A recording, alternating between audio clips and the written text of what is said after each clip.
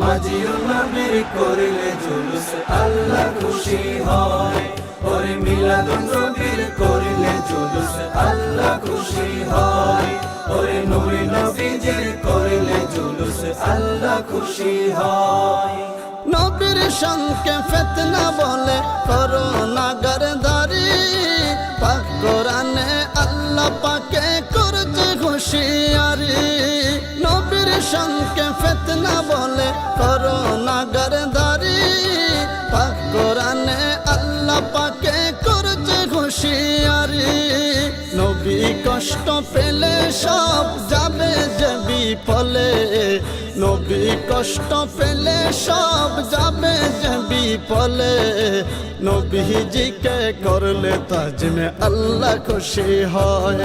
ওরে নবীজিকে করলে তাজমে আল্লাহ খুশি হয়।